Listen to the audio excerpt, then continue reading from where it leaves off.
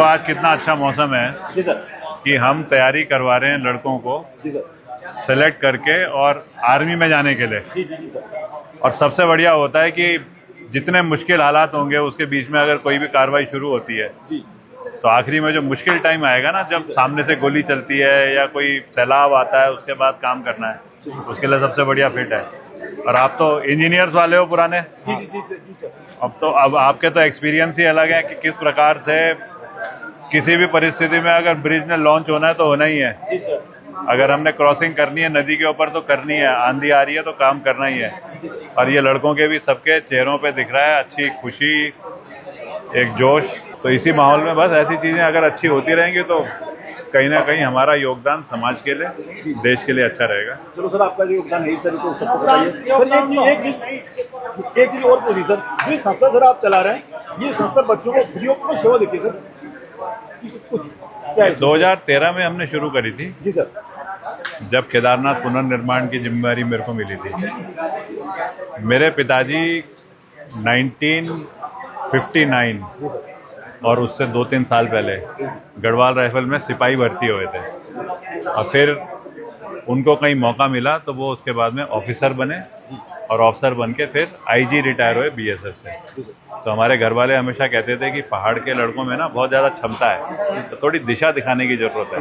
तो एक ये प्रयास है हमारा कि निःशुल्क तो ठीक है, अब हमारे पास ये सब सुविधाएं हो जाती हैं कहीं ना कहीं से, जो हमें गैलेंट्री अवार्ड मिल रखे हैं या जो घर वाले दे देते हैं पैसे, लेकिन कहीं इनको मौका मिले तो ये आज भर्ती हो रहे हैं फौज में, और उसके बाद अपनी काबिलियत से बहुत सारी चीज़ें अच्छी कर सकते हैं। तो वही मकसद है यूथ फाउंडेशन को शुरू करके और इन लड़कों को मौका देने का। चलो सर, बहुत बढ़िया। संस्था कब से चली सर? जैसे हो गया 2013 में हमने शुरू करी थी, 2014 में रजिस्ट्रेशन कराया। अभी तक इस संस्था से कोई 15,000 लड़के हैं जो आर्मी में नौकरी करते हैं। 15,000 बच्चे हमारे उत्तराखंड से सर? उत्तराखंड में? हाँ, 99% उत्तराखंड से, कोई वैसे आया होगा, कोई मणिपुर से भी है, एक आधे लड़के। मीन्स आउट ऑफ उत्तराखंड से? हाँ, वो एक आधे वैसे ही कोई आ जाते हैं सुन करके। जैसे एक अभी आ रखा था यूपी से परसों सिलेक्शन के लिए, तो वो सब हम फिर एक्सेप्ट करते हैं। लेकिन जरूर है कि जैसे आज ये कैंप लग रहा है, ऐसे ही ये कैंप अगले 10 दिन तक लगातार कहीं ना कहीं लगते रहेंगे यहाँ आसपास। तो यूथ फाउंडेशन के पेज में दे रखा है कि कौन सी तारीख को किस स्थान पे कैंप में लगना है।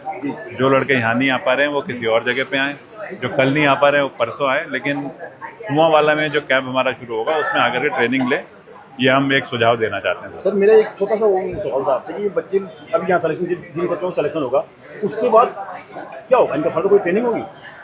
अब ये कैंप हमारा शुरू हो रहा है कुआं वाला में, तो वहाँ पे कोई 150 लड़कों का एक कैंप लगेगा, जिसमें इंस्ट्रक्टर आर्मी के हैं, ये बैठे हुए हैं यहीं पे, कुलदीप कुरमांचली, कुंवर सिंह और सारे यहाँ जितने भी बैठे हैं, हाँ कहीं ना कहीं, तो वो सब फिर कहीं ना कहीं रहना खाना पीना सब वहाँ पे फ्री दिया जाएगा, और ट्रेनिंग दी जाएगी कोई 4 महीने की।